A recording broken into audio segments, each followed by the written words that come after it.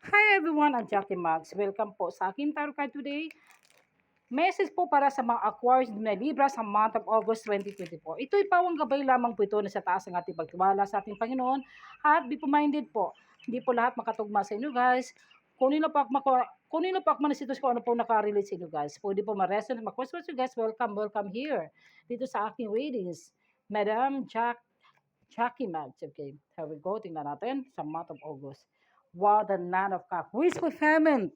Lahat ng hingin mo guys, according to Libra, ito na pagkakataon sa month of August. Kayo po ay biyayaan ng blessings ng ating Panginoon. Some of you kayo po ay nagsishare ng blessings. May mga mission kayo na dapat yung gawin.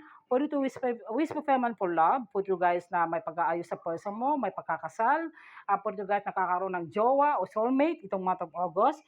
Mga lahat ng hingin mo, lahat ng manifest mo, yung dream, mga pangarap mo, ito na po yung pagkakataon na binibigyan ng ating universe. At ito naman po, the star, that is the Aquarius energy. Lahat ng hinihingi mo ng ating Panginoon, yung mga pangarap mo, yung mga mission mo, matatagumpay ka. At ito na po na pagkakataon na pag-increase ng salary. Po dito guys na may mga promotion, award. Pwede ito guys, magkakaroon to ng spiritual transformation, clarity, yung kasagutan sa isip, puso, damdamin mo na matagal mo hinahangad, matagal mo hinintay, ito na po. Po ito guys, napapag-aayos ito sa family, sa mga anak, sa trabaho, sa relasyon. Po dito sa katrabaho mo. Po dito guys na talagang pinag-trusted ka ng amo mo o ikaw yung pinagkatiwalaan, ikaw yung bilang isang boss, some of you. At ito naman po sa pangatlo naman, the Knight of Cups, sum of offer po dito sa career, sa trabaho.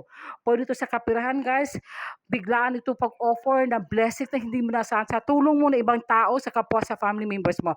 May talagang tulong talaga po dito ay paglalago sa negosyo, po dito sa mga blessing na hindi mo naasahan. Maganda yung takbo sa kapirahan lalo na sa mga career po sa Aquarius na Libra. Tingnan natin guys kung ano mong angel o card po. Get more information, magtanong ka na lang, ask more help to the other people. May mga advice, kung yung mga self-mental self-discoveries, maghanap ka ng kasagutan. Huwag mawala ng pag-asa. Some of you, pagdasalan po. Within the next few weeks, next week, meron ka matatanggap na bagong balita, good news, po dito sa promotion, award, po dito sa mga blessing na hindi mo naasahan, may tulong sa ibang tao, po dito financial po. Tingnan natin.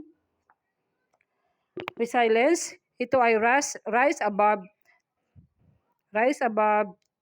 tribulation. Okay guys, meron dito guys na naisip mo na hindi ka talaga susuko sa anong mga hamon sa buhay.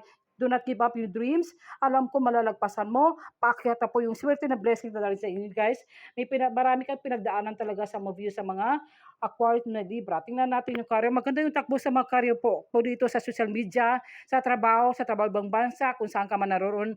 Aquarius na Libra, ito na pagkakataon mo. Yung matagal ka ng nag-rest, nag-standby, yung iba naman magandang balita na makatanggap ng trabaho ng tulong ng ibang financial sa ibang trabaho, kung ano man ito guys. So, ito na pagkakataon na talagang pinag-ano mo talaga ito, pinagsisikapan mo itong career mo para mapaglalago ito. So, some of you, pinagdinig ni Lord yung mga nagdasal niyo po. Thank you.